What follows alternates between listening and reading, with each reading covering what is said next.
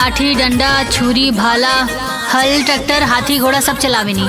ही बताई कि रउआ के बानी? अरे हम हई तार सास। दुल्हन उतारे के बाद तो उतार, लेकिन अपने दरवाजे पे उतार। हाँ? हमार दुल्हन ऐजे उतरी। अरे ना उतरी। अजीज और एगो वन मैन आर्मी के तक रियल लाइफ से लेकर रियल लाइफ तक अपना जिंदगी के हर मुकाम के फतह करे वाली अंजना सिंह और इस फिल्म के प्रोड्यूसर बने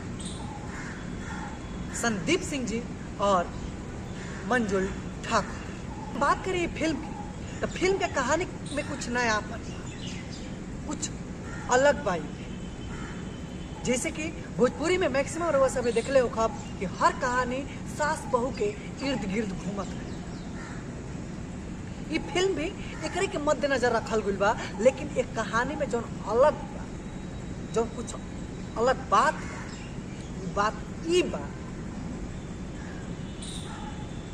कि फिल्म के जे राइटर बा ओकर सोच और ओकर इमेजिनेशन और ओकर कलम के ताकत के दाद देने के। फिल्म के शुरुआत होता घर में दूगो गोतनी बाड़ी लोग और दूगो गोतनी के बाल बच्चा बा। तो एक जानी दूगो बेटा बाड़ा सा, दोनों पतो आगुल बाड़ी सा, और एक गो सास जौन बाड़ी वो अभी अपन बेटा के, एक गो जौन गोतनी बाड़ी वो अभी अपन बेटा के ब्याह करे खातिर सोचा ताड़ी, रिश्ता के इंतजार करता है।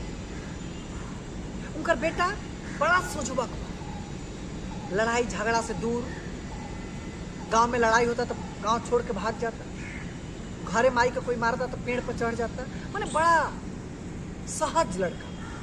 और अगर अपने भोजपुरी भाषा में कहें तो कह दिया आदमी कह रहे मौगा आदमी।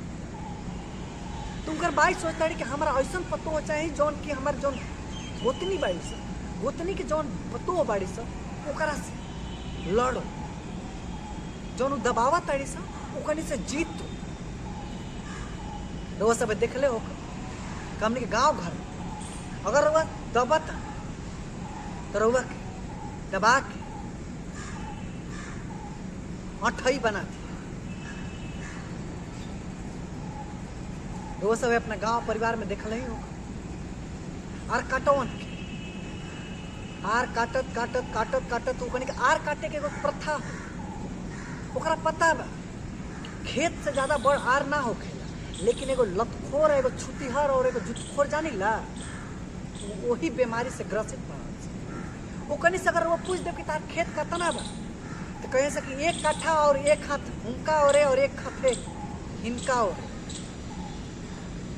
यही विकृत मानसिकता से ग्रसित लोग ये फिल्म में दिखावल गइल बा और उनके लोग के मानसिकता के दूर करे खातिर और उनका लोग आईना दिखावे खातिर ये फिल्म के बनावल गइल बा। ये ट्रेलर देखला से हमरा ई लागल। ये फिल्म में अब जी गोतनी बाबू पड़ोसी हो जाता और जब कमजोर इनका के समझ के कैसे दबावता ये फिल्म में दिखावल गइल बा। इन्हें लोग साढ़ बनल बा और बेचारी के गाय समझ के ओकरा के रोज कूटत रहा। जब जहाँ बुझाता तो जही बांस गाड़ देता कि आज हमारे हेजा तक बा, काल होकर आंगना तक गाड़ देता कि आंगनो अब हमारे है। बढ़त जाता, बढ़ल मन के उपचार ना होके ओकरा खातिर मार होके। आ जब मन बढ़, बाबा हमारे हाथ कहत रहन कि धन के बढ़ल बढ़िया, मन के बढ़ल बढ़िया ना। कैसे कि जब मन बढ़ेला नो तब सामने से एगो आदमी आई और तारा मन के गांव में बांस के तारा गांव में बांस कर दी तो फिर बांस कहाँ से नहीं गांव में वो बांस करती। यह फिल्म में देखा वो जो गोतनी बाई वो अपन बेटा के ब्याह करे खातिर मजबूत पतो सोचता कि मार धाड़ वाली पतो चाहे कि हमारा के और एक से लड़े।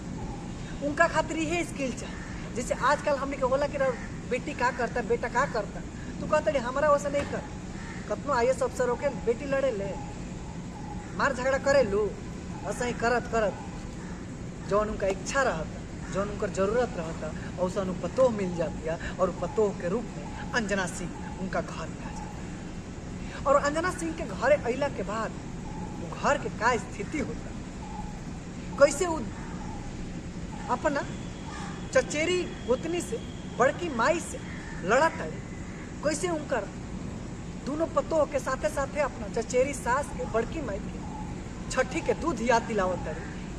पूरा फिल्म सहजता और निपुणता से अपना अदाकारी के लोहा मनवाते हुए अंजना सिंह और ये फिल्म के हर एक कलाकार ये सीन के स्क्रीन पर जिंदा कर देने वाले। और देखला से लगा था कि तो वास्तविक कहानी है हमारा गांव के, जिस तरीका से सास लोग लड़ा था आंगना में, द्वार पर, दलान पर, ऐसा रउआ सब अपना गांव में, जवार में, पंचायत में देखले हो, हमहू देख ले। ऐसा जब फिल्म बने तो हमने के समाज जौन कुछ कोढ़ बा वो अवश्य साथ, जौन हिस्सा खाती, जौन बाप माई के संपत्ति खाती, एक दूसरा के खून के प्यासा हो जाता, एक दूसरा के खून के नदी बहावे दारू हो जाता, ओकरा के आईना दिखावे खातिर फिल्म और ऐसा टॉप काफी। और एक खातिर ये फिल्म का हर कलाकार, राइटर और डायरेक्टर और इवन प्रोड्यूसर खातिर लोग हम दाद दिल चाहते और उन लोग काबिले तारीफ। ये फिल्म में ये दिखावल गई और ये बतावे के राइटर और डायरेक्टर और एक्ट्रेस अंजना सिंह कोशिश कैले बा कि कतनो माटा के झूंझ लेखा लड़ ले, कतनो एक दूसरा के मार ले, कतनो एक दूसरा के प्रति जहर उगल ले, लेकिन जब रउआ पे विपदा है, जब रउआ पे दुख है, जब रउआ पे दुख के पहाड़ टूटी तो राव सबसे पहले भाई भौजाई चाचा पितिया ही आई गांव, बाद में पड़ोसी, बाद में सबसे पहले राव भाई भौजाई चाचा माता घर के ही लोग हैं। ऐसे लड़ी होता नहीं कि केहू के दिल के ठेस ना पहुंचे, हक और हकदार मर जाएंगे, लेकिन जौन संपत्ति बा और जौन धरती बा यही जे रह जाए। ऐसे हकदार बनी, लेकिन कोई के दुख के ना, कोई के आंख के आंसू के ना। भैया कहेला कि जरूरी नहीं कि हम और हमरा पर जब बीती तबे हम सीखब, दूसरा कोई के देख के भी सीख जाए के चाहिए, सचेत हो जाए के चाहिए, सजग हो जाए के चाहिए, अलर्ट हो जाए के चाहिए और ओकरे के एक कलयुग में बाजीगर कहल जाला। खैर आज रउआ सब के फिल्म के ट्रेलर कैसा लागल हा, ये फिल्म कैसा लागल हा और अंजना सिंह के अदाकारी और कलाकारी कैसा लागल हा, अपन विचार कमेंट बॉक्स बस से बताइए। कैसे कि रउआ सब के विचार, कोई भी कलाकार और क्रिएटर और कोई अदाकार, कोई भी एक्टर और एक्ट्रेस प्रोत्साहन ओकरा खातिर एनर्जी हो। तो आज के वीडियो में इतना ही, अगला वीडियो में फिर मुलाकात हुई, तब तक खातिर हमरा के विदा दीजिए। नमस्कार।